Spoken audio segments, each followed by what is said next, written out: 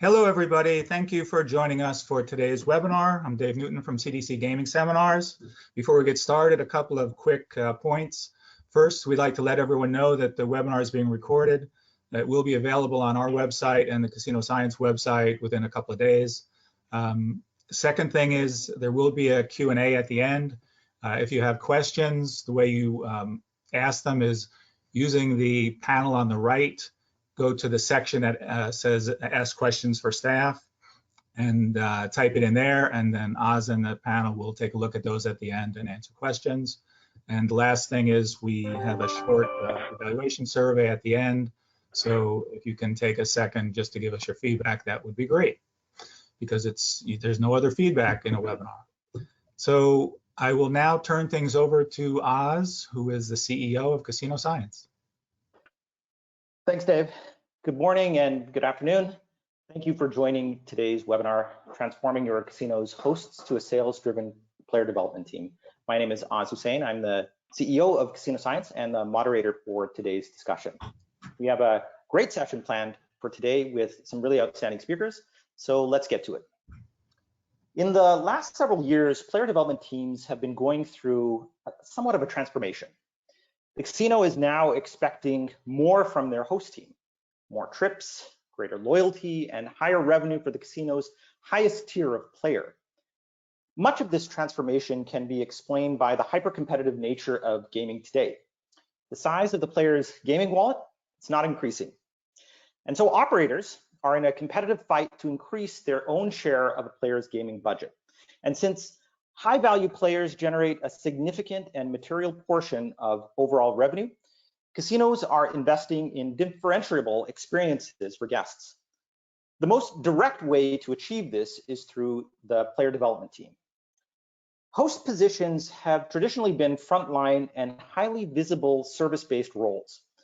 As the primary casino employee interacting with high-value guests, hosts are one of the most critical functions within a casino.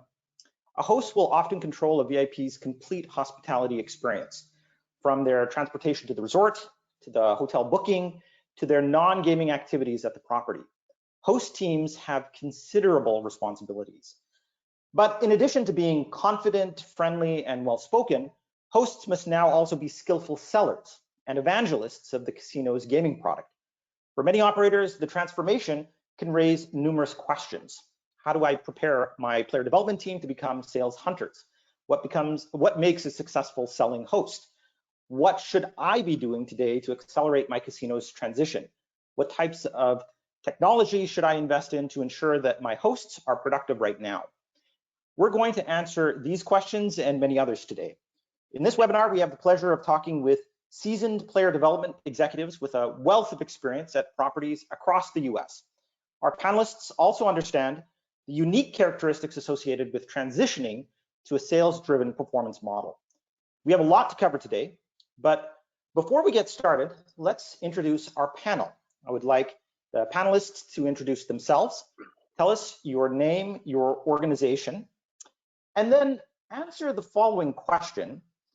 As the country is now on the verge of fully opening, tell us, what large-scale public event are you especially excited about attending? And I can start with this one. I'm a huge Seattle Seahawks fan. I'm super excited about getting back to seeing the team play in the stadium again. I'm looking forward to that happening a little bit later in the summer. So, okay, so let's move to John. Thanks, Oz. John Wamba. I handle the Casino Alliances program at Royal Caribbean Cruises Limited. I oversee the independent rep program. This is a series of contractors that bring us customers. We have a global presence, so we have a lot of people, and very excited to work with them on a day-to-day basis. I started my casino career out at Harrah's New Orleans a little bit over 20 years ago.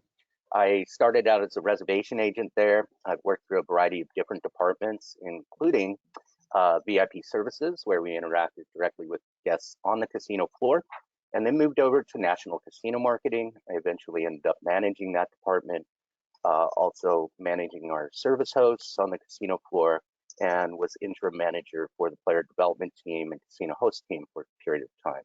About midway through the career, we were hit by quite a storm called Katrina, which kind of shut down our Gulf Coast operations. So I moved on up to Harrah's Reno, Harrah's first property. At that time, it was about 75 years old. So I worked up there for a couple of years and then eventually was able to make it back to New Orleans. I moved on over to, made a big change, moved on over to the cruise industry in 2014, and I've been with Royal Caribbean since then. So thank you. Oh, what event am I wanting to see? Well, I really miss live concerts. We have a lot of music down here in South Florida. You know, not big name bands and things like that, but those wonderful, you know, live performances with great band, instruments, you know, local clubs in the area. You spontaneously can go and grab a show. We haven't had any of that for a while, but it's picking up now again. So soon I will be going. So that's good. Awesome. Thank you. Okay, Leah. Hi, everybody. I'm Leah Gregori. I basically do the same job as John does, but I do it for Celebrity Cruises, which is a sister property of, or sister properties. I've spent about 35 years in the casino industry. I've worked in Atlantic City, I've worked in Mississippi, I've worked in Florida, and I've worked in New York, all different sizes, from a casino that had only 1,500 games to a casino that had 2 hotels, 2 casinos, 2 golf courses, and a water park. So I've flipped around a lot. I've been in a lot of different land-based casinos, just 4 actually, but it seems like a lot. And back in 2018, I also decided to make a change. It was a personal change, to come to Florida and to work for a cruise industry, work in the cruise industry, just for a change in life, because it was time. So that's all I can say about that. I actually cannot wait to go to an Eagles game. I'm a Philadelphia Eagles fan. Have been since I was about 4 years old. And secondly, there's a split on that. I cannot wait to see my first live concert, but a big one. Like, I'm going to see Genesis in December. I already have that planned. So. Awesome. That's it. Awesome. Okay, Craig. All right. Thank you for having me on. Craig Shacklett, CEO of Trio 360 and UR Comp. That's how I know all these great people. So UR Comp is one of the contractors, independent casino hosts that John and Leah work with. So I started my career at Harrah's Lake Tahoe in the database marketing department, which was a great place to learn the guts of the casino industry and casino marketing. Thing was, after a year and a half, I got really tired of staring at spreadsheets. I was dreaming about spreadsheets. I was trapped in spreadsheets. It was a nightmare. And so I decided to become a host on a cruise ship. And so I worked on an NCL cruise ship. I did 6 months living at sea. And when I was there, that's where the idea for UR Comp came from, because we saw all these players that were in the database already of the cruise line because they'd paid for their first cruise, they gambled a lot, they got invited back to cruise for free. But we also saw a lot of players that had paid full price for their cruise, but were gambling more than the invited guests. The problem was they just didn't have an easy way to prove that they were a player. So that's where the idea from UR Comp came from, was give away a platform for players to sign up, prove that they're a player, and then get offers from various partner casinos. So we started that business about 6 years ago with my co-founder, Cale Sherry, who's the tech genius. And we went from 0 revenue and having a really hard time getting offers to now our team drives tens of millions of dollars in revenue to the casinos and cruise lines we work with. The event I'd like to go see would be the 49ers dominating the Seahawks live, Oz. Oh man. Yeah, it's like the rivalry between the Seahawks and the 49ers. It cuts deep. We may have to end our business relationship now that I know that you're a Seahawks fan. No, I'm just kidding. But then and I think I guess I'm not kissing everyone's butt because I did give a shot at you, but I'm excited to get back on a cruise.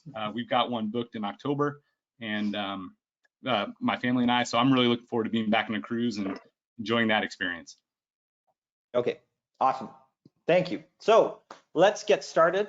In our webinar today, we want to get the audience involved. So we will be running 2 poll questions for you to provide answers in the webinar interface. So our first poll question is as follows. What type of player development host team do you have? And so we want you to select one. It's service-based model, huggers, sales-based model, hunters, hybrid, or none. So we'll just wait a few seconds before we close up the polls.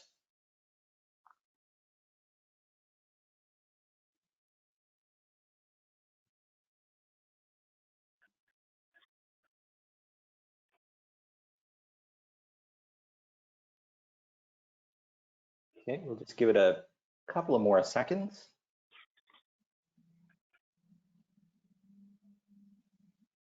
Okay, why don't we review the results here?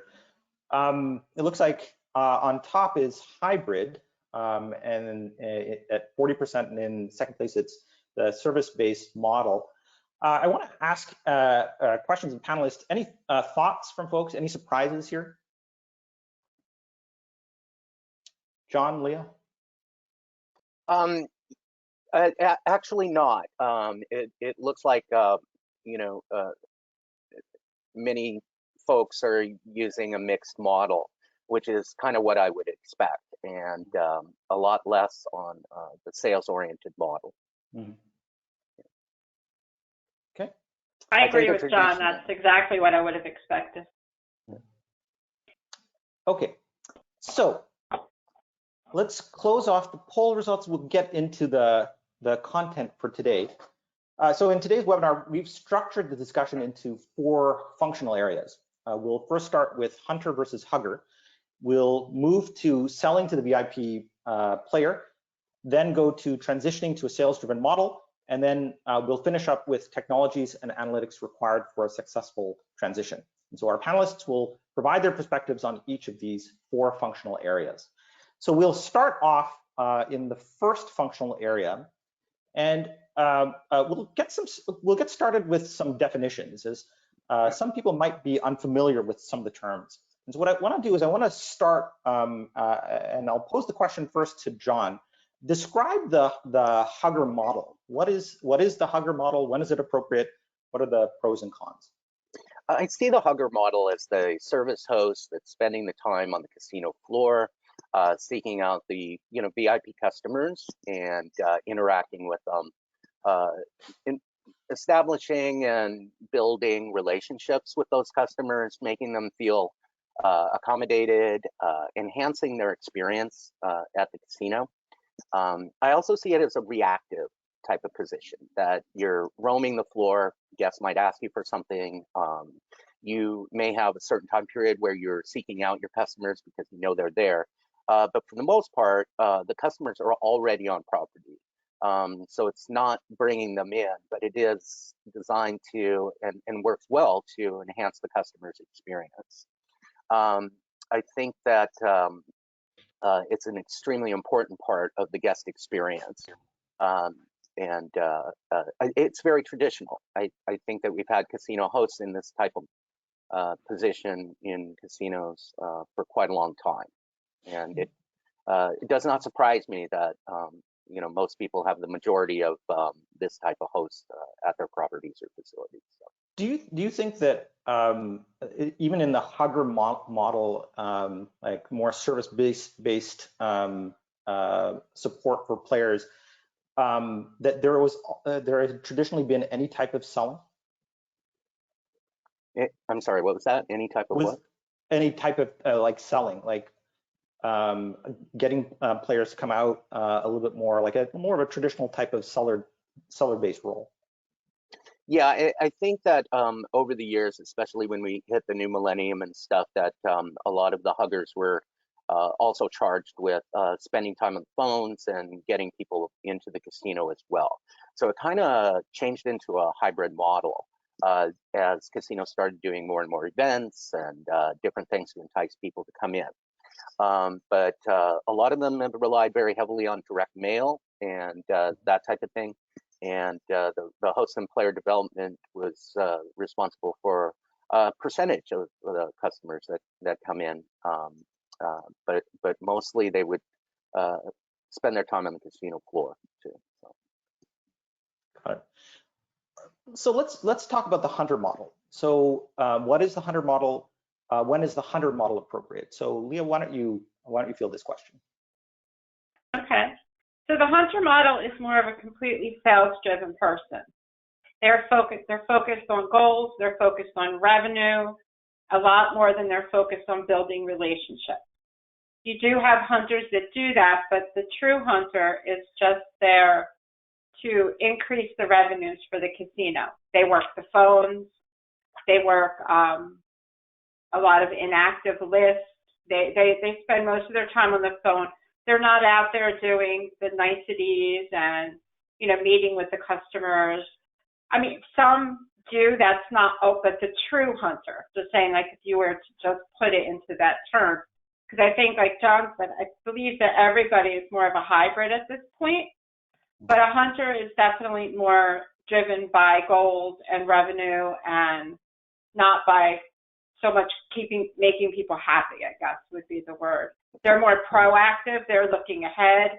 How can we get these numbers on the book for 3 months from now, 6 months from now? They're looking more towards the future to get that casino revenue. Are there pros or cons of either approach? I believe there are. No offense to anyone, but a lot of times your hunters are a lot less loyal to a property. They're more loyal to where they can take their business and make more money for themselves as well. And I believe the customer loses out if you have only true hunters, because the customer is not getting the relationship that they deserve or the experience. They need, there's not always going to be somebody on the floor and somebody on the phone. So having someone who can do a little bit of both gives the customer the best experience. So that would be one of the cons, is that they're not normally driven that way. Mm-hmm. They have their focus and they're looking this way, and that's where they're headed. Yeah. So very, very transactional. Exactly. John, what about the pros or cons on the more service-based approach? Well, with service, it's a very important part of the guest experience.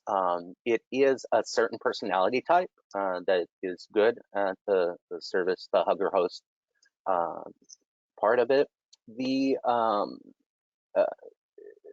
characteristics and traits that are associated with a hunter often, are not the same ones that a hugger is going to have.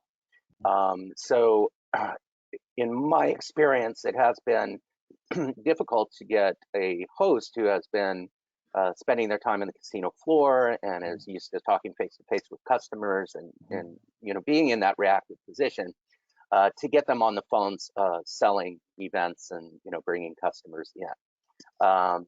It's difficult to get them to change hats. And when you're running a hybrid model, you're going to require your host to change those hats on a regular basis. Yeah. That's probably one of the downfalls of it, is that not everybody's going to be able to flip that hat. And for somebody in a job wanting to build a career, it's difficult to spend time, doing things that you're really not that comfortable with. Right. So if you're a hugger type of a person, going into a hunter mode is probably going to be some conflict there. Yeah. Craig, let's bring you into the conversation. Why should operators consider transition to a hunter-driven model? And what is difficult about transitioning to this model? I think John has kind of alluded to some of this. So I think, as John Leah pointed out, you'll never want anybody that's 100% one or the other. You may have a 100% hugger, but you don't want a hunter where the player comes, hey, how's it going? I'm too busy hunting. I don't want to see you. So there's always going to be a little mix, but it is important to move to, if you want your host player development team to be a revenue generating center for your property, then you're going to need to move to a hunter model, at least put the framework in place to help them become hunters and help them and be able to measure how much revenue is being generated. The difficulty in moving a lot of times is inertia, and it's commitment from upper management to getting it done. I mean, inertia, it's just like getting in shape, right? It's all right, we're gonna get in shape, and it's easy to kind of eat right for a couple weeks and go to the gym, but then it's you fall back into your old habits. And so it's the same with shifting to a hunter-driven model. It could be, hey, come on, we're gonna sell. We are now hunters. Let's get after it. But if it's not a organizational shift to where, hey, we're now measuring this, this is how we're going to track you, it's going to be very hard to move. So the difficulty is, one, inertia, breaking the habits, and then two, it's putting the processes, the technology in place to make that shift as easy as possible on the team members. Because like you pointed out, it's not, hunting doesn't always come natural. I mean, it comes natural to very few people. A lot of people have a hard time reaching out and facing possible rejection. So you need to put the processes, technology, procedures, training in place to make it as easy as possible for them to start hunting. And then, like I said, have the metrics in place where you can reward and recognize people that are effectively driving revenue to the casino.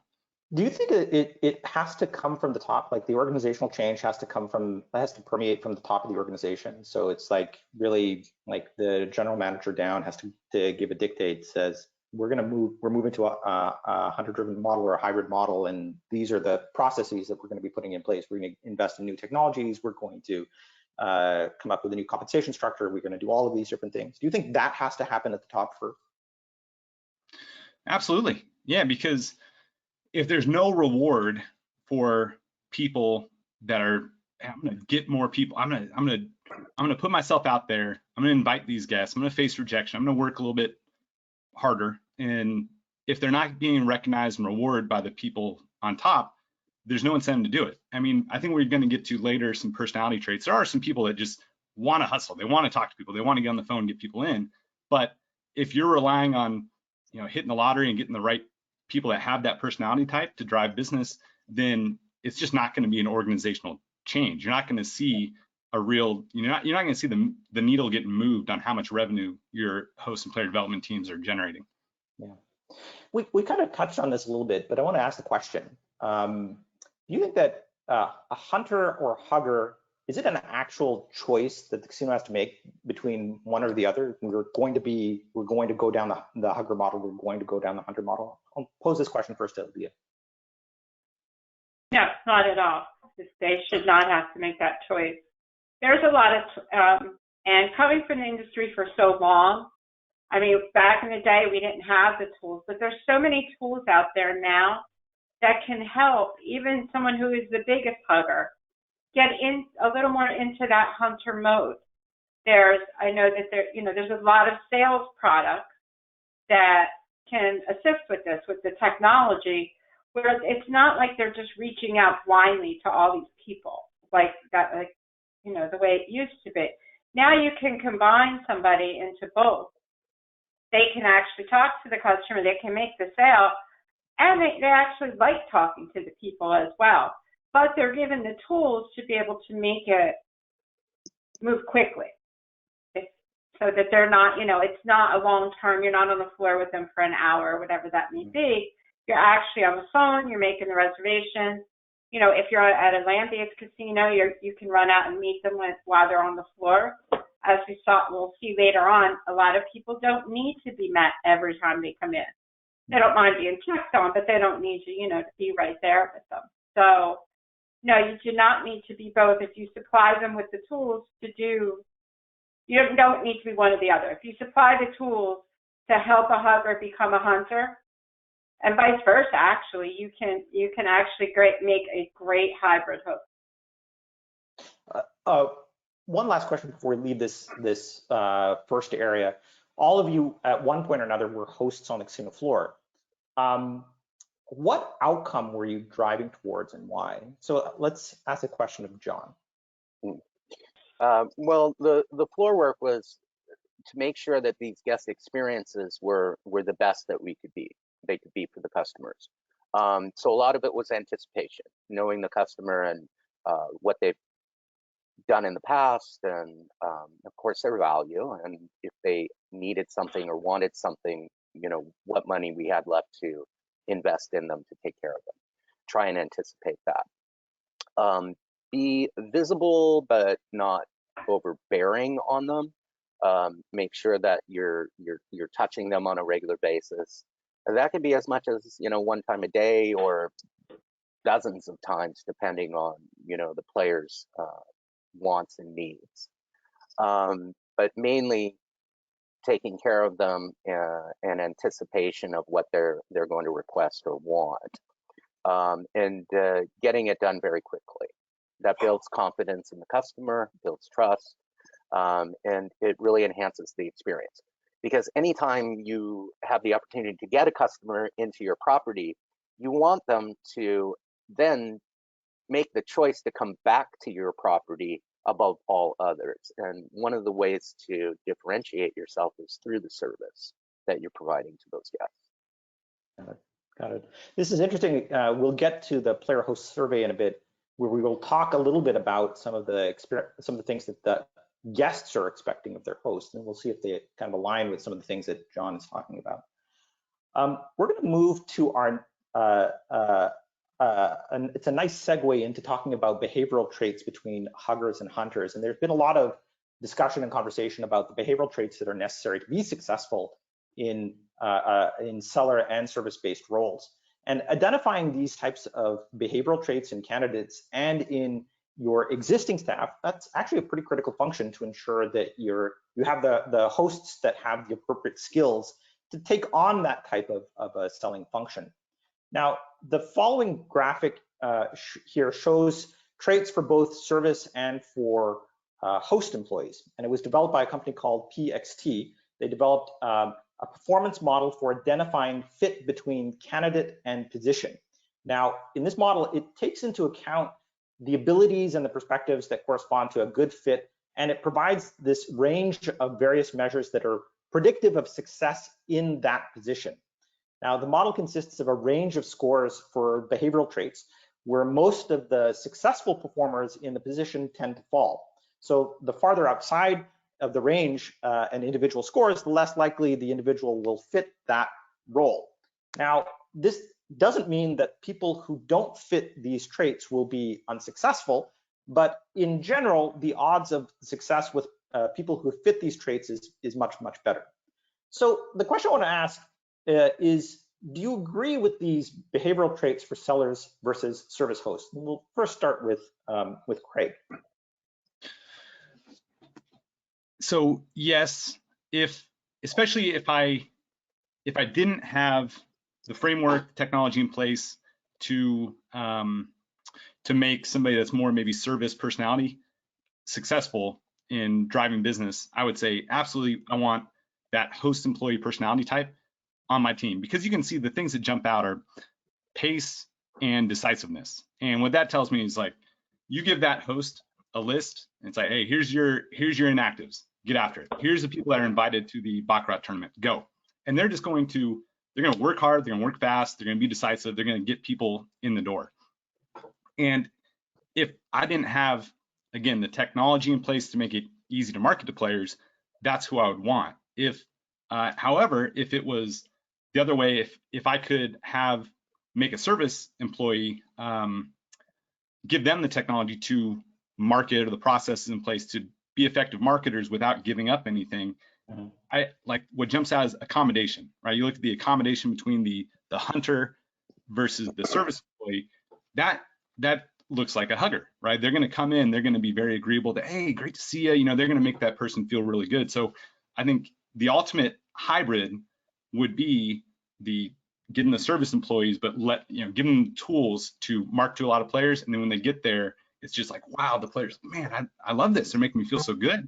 Yeah. So yeah. So again, without technology, absolutely, I'd want that host personality trait to drive business in the doors. Okay, John, your perspective on this. Yeah, I agree with a lot of that. This chart, as we see service employees versus host employees, a lot of these graphs are very different. It brings me back to, as you're trying to get a hugger into a hunter mode, that not all people are comfortable with switching that hat.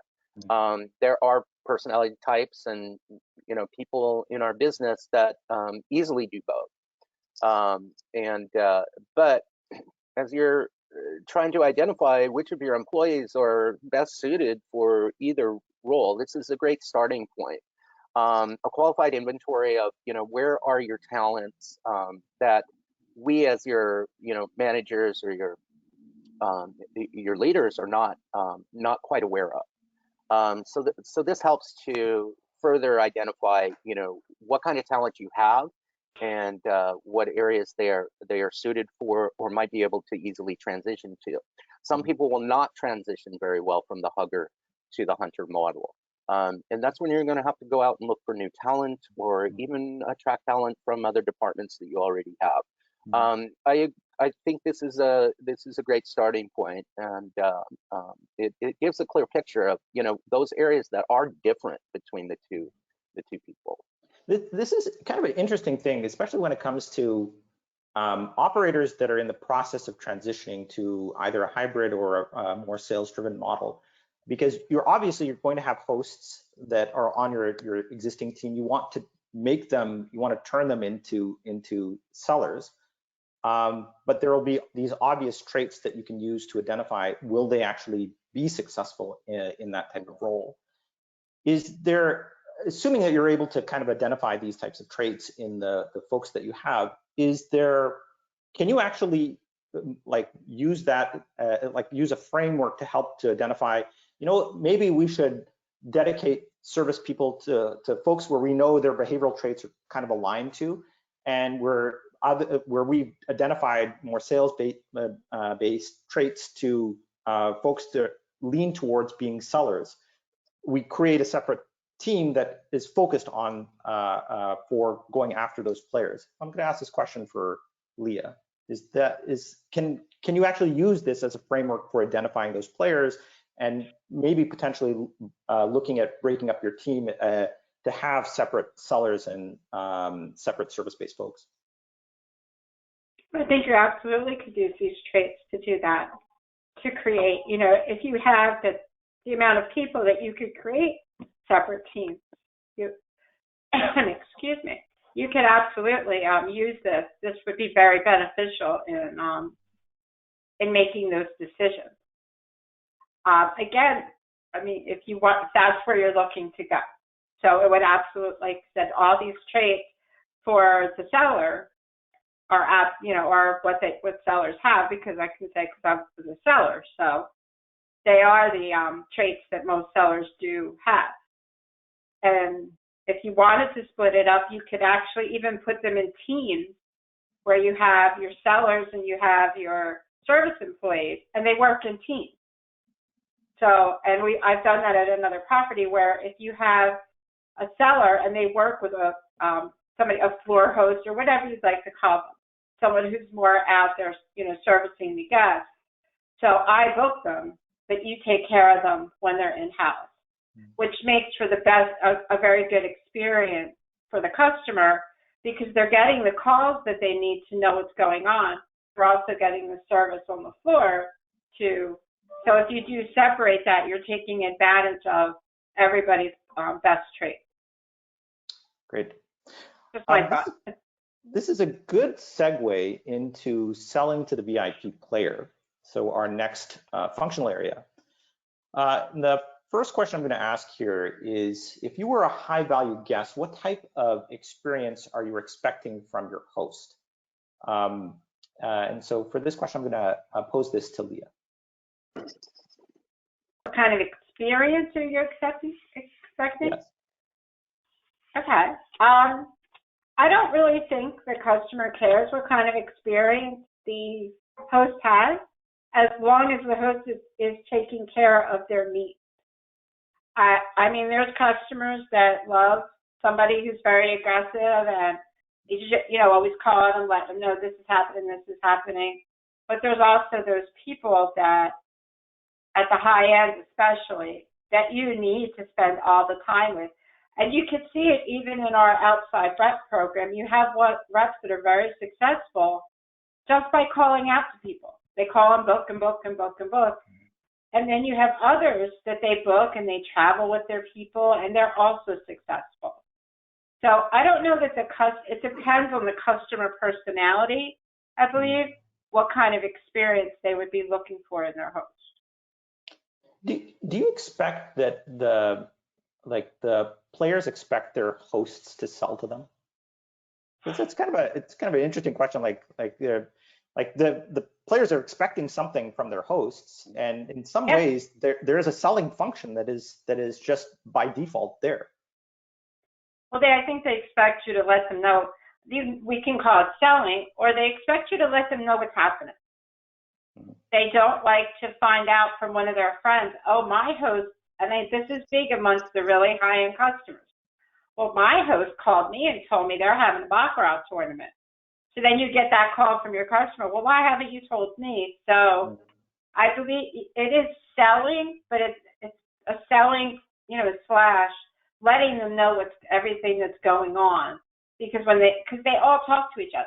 It's that high-end group of customers is a very small world, and they all know each other from somewhere, be it a cruise line, be it a land-based casino. So I think that's very important, selling to that, like I said, selling or letting them know, however you want to look at it. Yeah.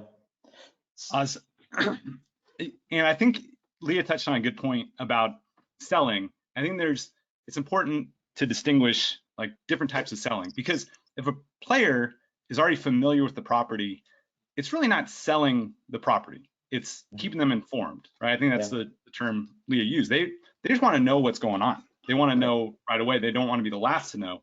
But if it's one property player development team, it's really their duty is just, hey, keep, like, if on a hot day you're offering lemonade, do you want it? Do you want the lemonade? Do you want to come to this event? You want them to know right away.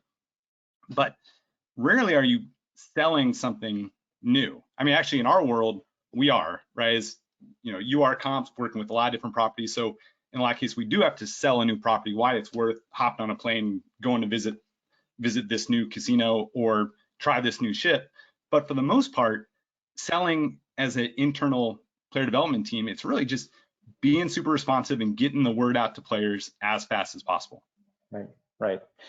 This is a great segue into the player host survey. So Craig, your company did a player host survey for players playing at properties across the country, and there was a lot of interesting insights that came out of the survey results. Why don't you talk a little bit about that survey?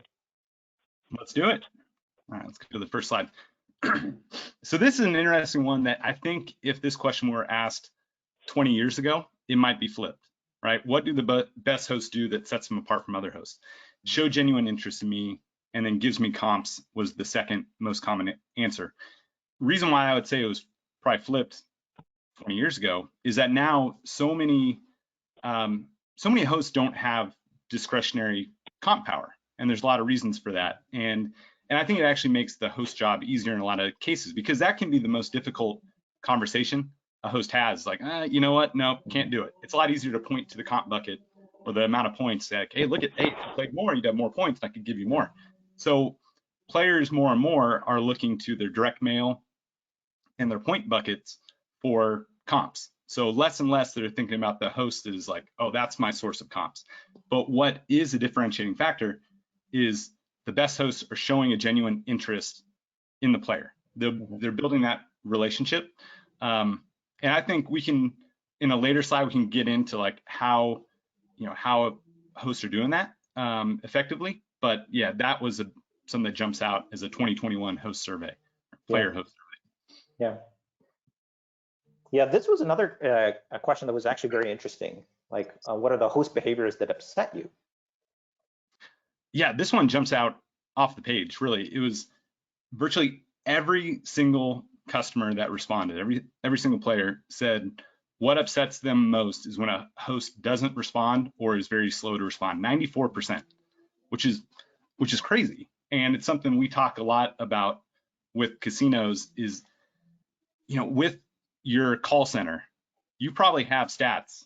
I'm talking to the casino folks out there. You probably have stats about like what's the average hold time, what's the call drop rate for your people, your probably retail guests, your low-end customers that are calling the generic 1-800 number to make a booking. But the hosts or the players that are VIPs that are texting emailing directly with the host, almost no casinos have visibility into the response time there. But that is the single biggest thing that is ticking off your players right now, is hosts not responding to players fast enough. Second one is relays incorrect information. So that would be, hey, you told me the reservation was at this time, or hey, I thought I was going to get this room type, but I show up and it's wrong. So it's really setting, I think it's more setting proper expectations. Like, players want to come in, they want to know what to expect. You know, good surprises are good, but they don't want to be unpleasantly surprised. Yeah. And then this final one, what is your expectation of a host when you are on property? Yeah, again, I mean, everybody can see the responses, occasional checkups. So players, kind of going back to that first one, players want hosts that take an interest in them. And that doesn't mean they want the host to be hovering over them the entire trip, but they do want to be checked in on. Because, you know, the players, they're going to the casino to enjoy the experience, you know, have a nice dinner, gamble a little bit, and they like to see their friend, the host. But, you know, when they're not at the casino, they're not going to the host house to hang out. Like, they're not looking to the host necessarily to be their best friend, but they do like, it's kind of like a nice frosting on top of the cake. So they do want to see the host, but it's not, I need my host to be there every step of the way. Got it. Let's change gears a little bit, and let's get back to a different question I'm going to pose to John. Does selling change any of the service-based activities that a host should be doing with their players? Mm-hmm. Yes, once you move into that hunter mode, it really should be all about closing the deal, and one after another after another. So you have to, if you're a hybrid model, you're going to shift that gear. You got to put on that different hat. You don't want a hunter spending time having to service a guest. That takes them away from what their primary duty is in that role. And you want to maximize their ability to be as successful as possible, because each one of those deals that they close is money to the company, the organization. So definitely, it's two different roles, and it has to be switched on a regular basis if one person is doing multiple roles. Mm-hmm. I'd like to just kind of talk a little bit about the guest journey. So as the hunter reaches out to the guest, they're inviting them to the event, to come to the property, keeping them informed of upcoming things. They might have multiple bookings in one interaction. That's great. All of that is working. Then the customer calls back the next day. Well, they're used to talking to their hunter host. They call back, oh, I need dinner reservations for my upcoming trip. It would be great if there is a fulfillment section to service those customers in between when they've agreed to come to the property, making the reservation, and anything that they need in between that time in their arrival. So if you have a dedicated team, they can specialize in that. As the customers have told us, they want to be contacted back quickly. They want to, have that attention fast, as I would. And then once they come on property, another team takes over, and that's your service-oriented hugger hosts. So if you're to build that kind of framework into your organization, you're going to have specialties all along the way of the guest journey. You've got the expert hunter bringing them in. You've got the expert service team that's going to handle their stuff before they get on property, like reservations and details and this and that, and answer questions, so as not to take time away from the hunter. And then when they come on board, you've got a specialized hugger team. So if you're able to develop all of that and put that in place, you're going to have a very successful program. It's interesting how like you could have like two separate teams to handle both the selling and the service function. What happens in those cases where you have much smaller properties? Like you can say like the larger commercial casinos, or even the mid-size tribal properties, they have sufficient resources to actually invest in a both a hugger and a hunter team. But what do you say to those smaller properties? They only have, like, their host team is maybe 4 people or maybe 7 people. Like, what do you do in those types of cases? Is it, you go back to this notion that, hey, you may have to leverage technologies and processes to help scale? I'll first ask the question of Craig. I think the best players like having a host, right? They like, there's a sense of pride in saying, you know what? Oh yeah, I got my Royal Caribbean host, John. Oh, my host at Celebrity, Leah, love her. Like, there is something tangible that VIP players like about having a host that is their point person. So I think whether it's a big casino or a small casino, I think it's the best scenario is having kind of one point person. Now, if you have the right technology process in place, the player, like, you can have that support team happening behind the scenes, and they, you know, it feels like they're still, you know, their host is still kind of quarterbacking it, and they're like, oh yeah, Oz, he's my guy, he's taking care of me. But I think it'd be difficult and maybe confusing to a lot of players used to just one host to say, okay, you call me to book your trip, but anything during your trip or after the trip or whatever, call this other person. So best case scenario would be you still have one, but you just have the processes and framework in place to make it so that one host can be a super host. Right, right. Leah, a question for you. Are all VIP players created equal? Absolutely not.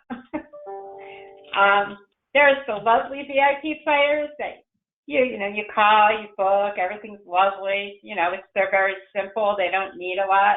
And then there's the VIP players that expect you to sit and eat dinner with them every night. And, you know, there's a lot more expectations from their host to spend time with them. So they are not created alike. I mean, and VIP can range from, especially when you look into tier levels, there's tier levels where at the top tier, you have people who come in and maybe play $100 a day, but they're in that top tier. And then you may have someone who comes in and plays 100,000 in one, you know, in one trip, maybe at a weekend. So that those two customers are two completely different people and how they expect to be treated normally and what they want from you. Like, if they call you at midnight, they expect that you will answer that phone at midnight for them because they're that important. Right. So it goes back to then to that question of, like, do you need to have separate teams structured around service and host, and even further, if you want to go to that direction, separate hosts that are focused on the higher end VIP players and maybe hosts that are focused on the lower end VIP players.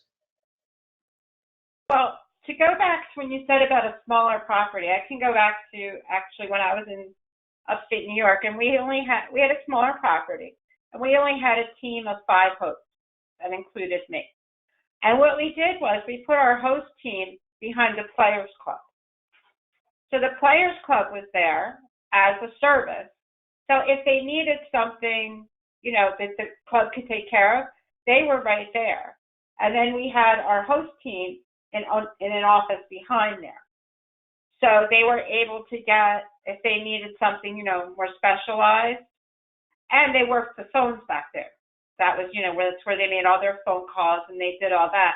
I was also back there with them. I was their boss, and I was back there with them. So if there was a decision that needed to go up a level, I was also there. So except for a small property, we found a way to combine all of us, be it the service people and the huggers and the hunters. We put it all kind of in the same area to make sure we could service our people properly. That's just, you know, one way of doing it. Right, right. Okay, let's move on to our next section. We're going to talk about transitioning to a sales-driven model. And this brings us to our second poll question of the day. And the poll question that we're putting in front of folks is, we have struggled to transition to a sales-driven model because of the following reasons. And so we want you to check all that apply. Our host team is just not familiar with selling. Transitioning to a seller-driven model would require significant changes to our organizational and compensation structures. We don't have the right tools or analytics in place to evaluate performance of our host team, or transitioning to a seller-driven model is not a priority for us.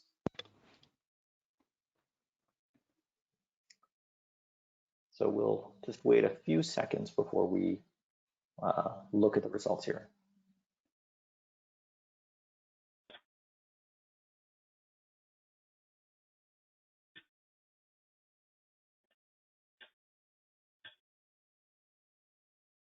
Give it a couple of more seconds, and then, but you can actually already start to see some of the answers kind of coalesce. It seems pretty equally. They can't see it yet, Oz. I'll close it now and share it. Okay. So it's interesting how this is kind of equally spread across the first three. John, Leah, any comments on what it is that you're seeing here? Well, I think that the last one, transitioning to a seller-driven model, is not a priority. So it's good that the audience is understanding, or believes that this is a significant part of increasing your value and keeping it steady for the future, to have a sales-driven model. Yeah. Yeah, that is interesting. That is a good piece of insight to take away, that the audience sees this important. Other things. Also, our host team is just not familiar with selling. That seems to be pretty dominant there. So that's a challenge. So let's moving on. Why don't we talk a little bit about the transition? What would you recommend that the player development team do to kind of manage this transition from a hugger model to a hunter model? So John, we'll start with you. Yeah, well, we've already talked about identifying the traits that would be best suited for the hunter model, and then really a training program that is aligned with your organizational goals and culture, that helps the hunter to fine-tune the skills that they already have, just need to be highlighted. Those are very important. And then the segment of business that you want them to be responsible for, it's important to make sure that that is collected properly. We've talked about guests not being created equal. So are you identifying the guests that you want the hunter to be responsible for as the right guests, the ones that have the most opportunity? Do you go ahead and give them a bunch of people that are already regularly coming into the casino? Or do you want them to focus on those guests that come in frequently, to get them coming in more? I think the latter. So how you design that book, or that responsible piece of business for each one of those hosts, is critical as well. Talk about some of the organizational changes that might have to happen as well. So, because it's not only like new technologies or processes that have to be put in place. Like, there are like org structures that have to suddenly change. You have to come up with a performance evaluation model. You have to come up with new compensation plans. Like, there are a lot of things that you'd have to start to suddenly invest in. Leah, why don't you talk a little bit about that and walk us through some of the challenges that might entail here? You just mentioned actually a few of them. You have to change a lot of times the organization of how it is, because you need somebody who can lead a sales-driven team as well, that has those traits and has that background to do that. Setting goals. How are you going to what are you basing your goals on? As John mentioned, what kind of customers are you assigning to them? So as far as the customers that come in every day, that's a whole different. They don't need, they don't really need a player development person, but they need, like I said, they need set goals, and they need the tools to get there. And it's quite challenging just moving them from the floor if they've never been, depending on how you're transitioning. If you're transitioning a group of people that have never done it, there's a whole different set of challenges, teaching them. And you can teach people how to sell, especially if you provide the tools that they need. I mean, like there's Trio, of course, there's Salesforce, there's different tools out there which will actually walk them through exactly what to do. You're making this call, you're making that call, but you need to, the challenge becomes, do you have the money to set up bonus programs. After you set up the goals, you got to give some type of incentive. And Right. does the company have the money to offer that incentive? That's, of course, a huge challenge for all of us right now, because a lot of, everybody was out of service for so long. So I think there's a lot of the challenges that you have. And you can measure. I mean, if somebody within a time period, you can have measurements. Okay, if you have not made your goals within whatever time period you're going to give that group, 3 months, 6 months, whatever it may be, that maybe that's not really where they belong, and you can utilize them somewhere else in the. But it all has to be in writing, and they have to understand what is expected of them. That's one of the biggest challenges I found, because they would come back and go, well, I didn't know that. Well, yeah, you did. That's why you signed the document. Yeah. This is what you do, and this is what you earn, and so there's a lot of work involved, like I said, and the money part is big. But if you put the right tool in place, it can definitely change the whole outcome of the program. Yeah, this is a great segue into our next section, which is the technologies and analytics required for a successful transition. Leah, let's stay with you. How would you evaluate the performance of a hunter team? What metrics would you look at? Well, first you would look at the amount of revenue that they generate, the amount of bookings that they do, the profitability of the guests that are coming in, to make sure they're staying within a profit margin that is good for the company. You can measure how much inactive business that they brought back. There's a lot of different measurements that you can put in place depending on what your company is looking for. I mean, some companies have a huge inactive base, and that, it can definitely be that. Some measurements are if you've booked the customer more than once, if you've booked them twice or 3 times. There's so many different ways to set up measurements for what the team's doing. And then it helps them as well, because it helps them to go after things in different ways with different measurements. Right. John, what about if you were to evaluate the performance of a hugger team? What metrics would you look at? Well, we touched on the guest experience, that you want those people to be beneficial in promoting the guest experience, elevating it. And so it would follow that the guest's opinion of the property and service would be the evaluator, at least one of the major ones. How are they rating their service at the property from, specifically the host team or the service team or the huggers, as we call them. We want our customers to go out there and promote us. It is our best cheerleader. The customers that love us are going to tell their friends and family. They're going to want to come on, bring some more people in because of all that. And if you can heighten the guest experience and measure that on a regular basis, post trip, preferably with all your customers, if you can handle that, or at least a significant sample of them. So definitely, like, how are they promoting you? Right. And then the tasks that go into that. Are you issuing, the comps in a timely manner? Are guests getting their items in a timely manner? Those would be the main measurements that I would be looking at. So Craig, I want to talk about, you have a point of view on like the best way to get utilization of your host team. And you have a way of thinking about this. Why don't you talk a little bit about that?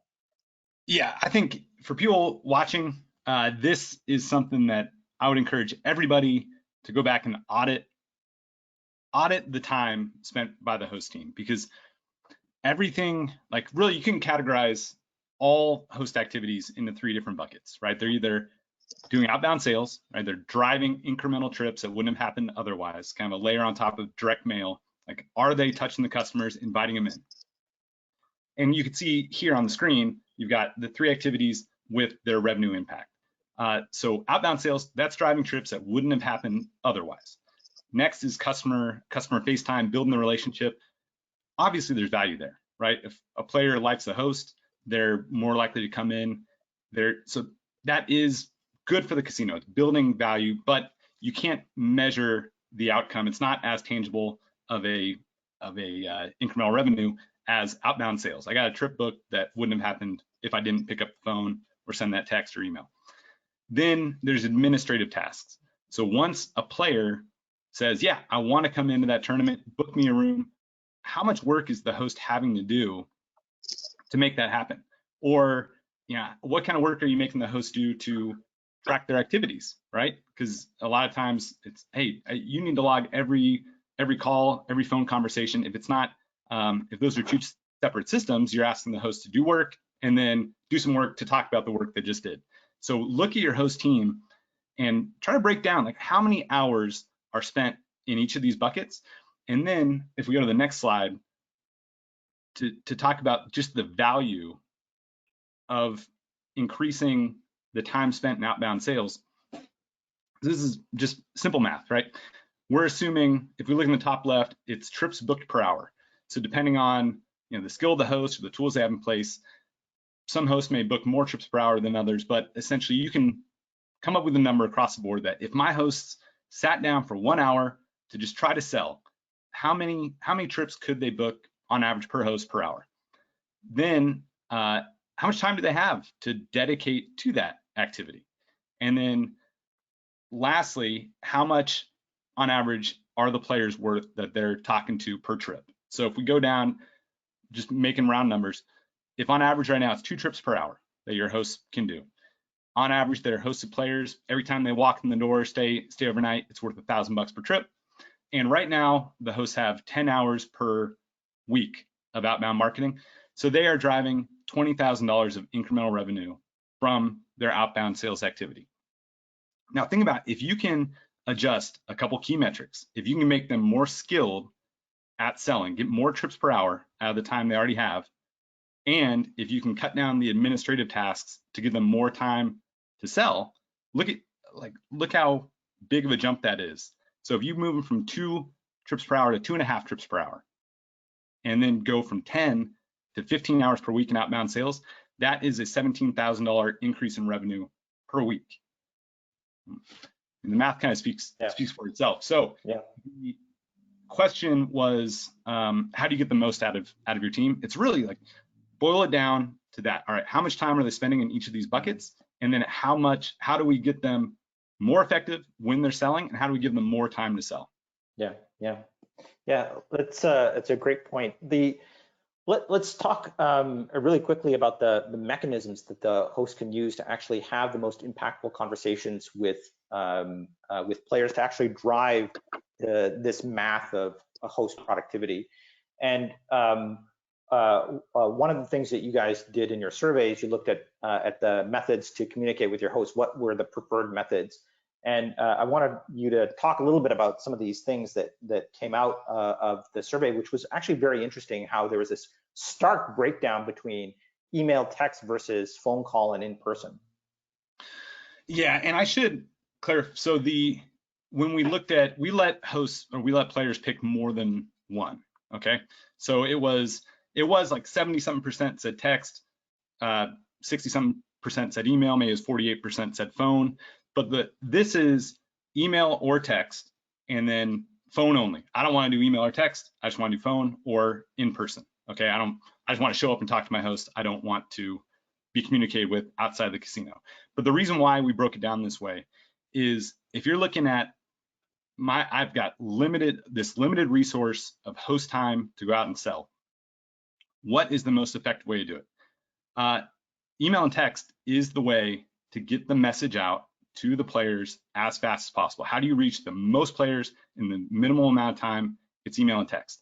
Phone, it's valuable. I wouldn't say throw away the phones, like you still want to talk to players, but I would look at that not as in the outbound selling bucket.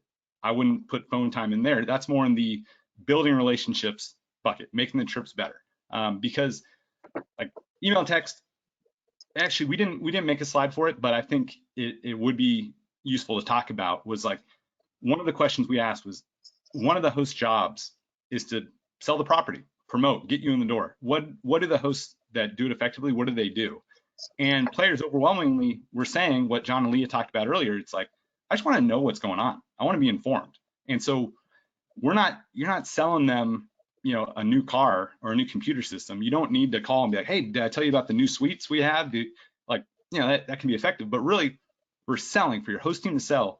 It's about just telling the players what's going on and being top of mind. So when they do have a free weekend, to get the ding, it's, oh yeah, there's this tournament, great, I'm going to go to that, and they can reply and get it booked. So phone, it can be an effective selling tool, but you want to look at the time it takes to call and then the conversion rate. So why don't we go to the next slide, because this is really interesting too, on text versus email open rates. We don't have phone open rates, but I'll just ask the audience, like, when your phone rings, how often are you answering it? Like, what's the percentage of phone calls that you answer? Even if it's from, a friend or a relative, a lot of times, you're busy, you don't answer it. Email open rate, so between email and text, they're about equally, well, depending on the system you have, they can take about an equal amount of time to send. But there's a stark difference in the open rate because we all get a million emails a day. So sometimes an email will get buried. So if players are open to receiving text, and your property probably has like a canned text, thumbs up, thumbs down, but even if in your player management system they're not flagged as canned text, your hosts are probably already communicating with them through the phone, through their own phones. Text is the most effective way to get the message to the player. If the goal, like the players say, is just tell me what's going on and I'll make the decision, text is the most effective way. I mean, phone, again, it's great. It's just when you have a limited resource, it's not the most effective way to get done. Because if you look at it as a spectrum of like, I want to tell a player about an event, how much time is it taking the host?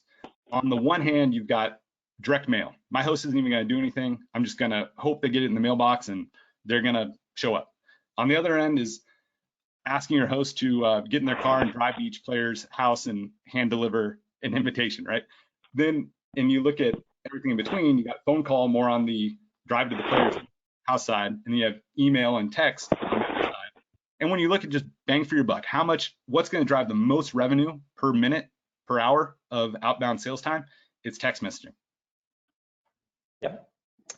Okay, awesome. We are a little bit over time. I want to give a little bit of opportunity for Q&A, even though we're a little bit over. But before we end today, I want to give folks an opportunity for final thoughts. So what is one thing you would recommend doing right now to ensure that your player development team is ready to transition to a sales-driven model? And for that, we'll start with at the top. We'll pose this question first to Leah.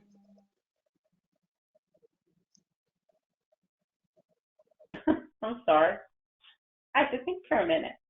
The first thing that they should do is I would do some type of to look at what type of traits your host team currently has and see who actually would make for a good sales host. That's the first thing I would look at. Okay, John. And to add on to that, I would, hunt down a good training program that will help to hone their skills. So they'll have the traits. You want something to really focus in on, assisting them with a higher level of skill set that they should already have, but you want it linked up with your organizational goals and things too. So really give them all the tools they need in that section to hit the ground running. Okay, awesome. Craig, final thoughts to you. Sure. I think it's putting the right technology in place. Obviously, we have the Trio logo down there because we built Trio because we were trying to build a team of hunters. The UR Comp team, none of them were salespeople. None of them came from a casino background. They were more on that service personality trait. They're just friendly, likable people, detail oriented. And so we built Trio to make it easy for them to sell. Obviously, texting is very heavy in that. And that was also responsive from players telling us how they like to communicate with their hosts. So we made texting at the core of Trio, email and phone call as well. but then also streamlining hotel booking reservations, cut down admin tasks, as well as having a built-in reward and recognition program, so you can actually see which hosts are driving incremental revenue. So whether it's Trio or something else, I'm partial to Trio, but I think just having the technology in place will make everything a whole lot easier. Okay, perfect. Okay, so we are over time, but I do want to give an opportunity to answer some questions that have been posed by the audience.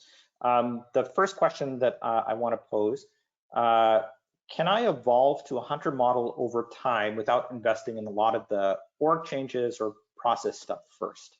So for this, I'm going to throw this question over to John. Yeah, you can.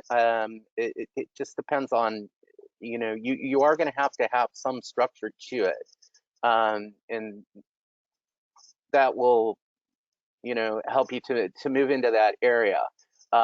Myself, I think it would be best to go full bore right from the get-go. But if that's not able to be done, then you're going to have as much structure as you can with that. I think that the people who sell usually they're only able to spend about 35% of their time actually selling the product or the services that they're, paid to do. The rest of the time is setup and operational stuff or servicing sales that they've already made. So that, I think, would be the most important thing. If you're going to transition little by little, make sure that when you're putting on the hunter hat, or your employees are putting on the hunter hat, that they have as much opportunity to actually hunt and, not do setup and all of this stuff. So. Okay, good. I've got a question here that is asking, how does John and Leah see the hunter model actually happening on board cruise ships? Good question. I think this is great. I'm just going to jump right in there on this, because having worked at a land-based casino, it was very difficult for me to make a transition to the cruise industry and leave that service hugger mode behind, because we are not able to interact with our guests unless we're on the ship with them. So everything that we do is before the guests come and sell. And it was difficult to cut the apron string and transition and hand our customers over to our ship staff. Now, they do a great job, but in casino specific things, early on, we identified many things that we wanted to improve on, and we've been able to do that through the years. So we run a very good operation. But once, and it comes back to that guest journey I mentioned before, we're closing the deal with the customer. That's done electronically or over the phone, however it works. In between that, there's service that happens before they come and sell. So we hand our customer over from the marketing side over to the service side pre-cruise. And then once they go on board, they become somebody else's customer. That's our casino host staff and our management staff in the casino on board, and the rest of the staff around the ship. So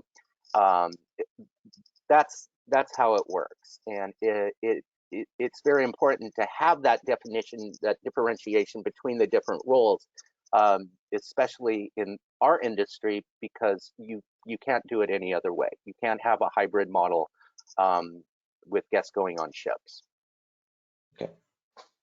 Okay, cool. The last question I want to get to before we're out of time is, what is the most important tool a host can have or use to succeed at player development? And for this, I'm going to throw this to Craig. Trio360.vip. Now, I mean, really, it's so. Well, and I say that because we built it from scratch, going from.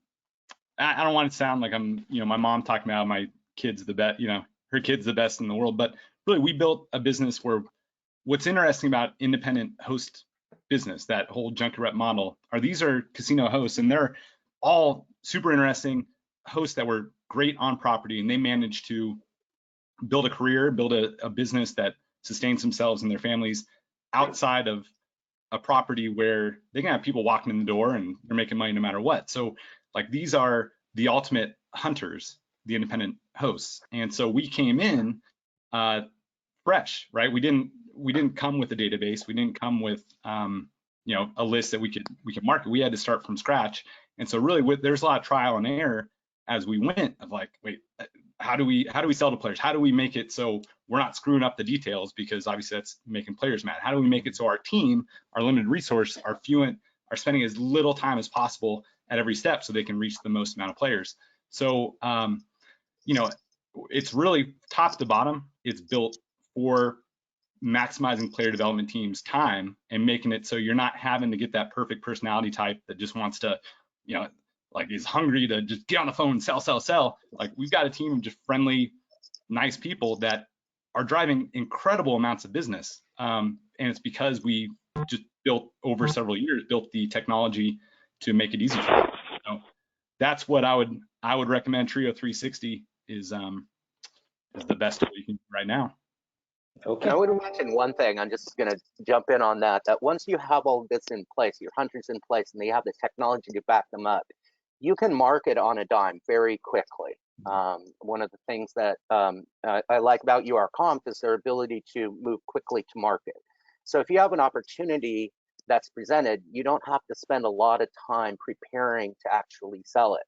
The technology helps you to get in there. So once you have all this in place, at Celebrity and Royal Caribbean, we have a great opportunity for our land-based casino partnerships to create offers for your particular customers. We'll come to your property. We will present your guests with your qualified guests with cruise options for them. You guys make the money when the guests come to your property, and you give them an enticing enhancement to maintain them as a customer in the future. So, and we're a great product. Both Celebrity and Royal Caribbean, I believe, are the best in the business. So you'd be working with the top notch as well. So. Okay. John's hunter personality trait came out at the end right there. It came out right at the end. Okay, and with that, I'd like to thank our panelists today for participating in this webinar. All of you have provided some really interesting insights from your wealth of experience, and we're really grateful that you could participate today. So many thanks. I would like to also thank our friends at CDC Gaming and Dave Newton for hosting today's webinar. This webinar will be made available on the CDC Gaming and Casino Science website. Casino Science is the data science and analytics solutions company operating exclusively in tribal and commercial gaming across the US and Canada. The company offers a flexible approach to managing an organization's casino marketing and finance needs. We've partnered with Trio 360 to deliver the only casino marketing platform to combine call, text, email communications, and VIP reservation management into a single tool, helping casinos drive more VIP revenue and streamline management and operations. So for more information and to schedule a demo, go to trio360.vip. And if you're attending NIGA this year, stop by our joint booth 1645. Thank you all for attending, and have a good rest of your afternoon. Thank you, Oz. Great job.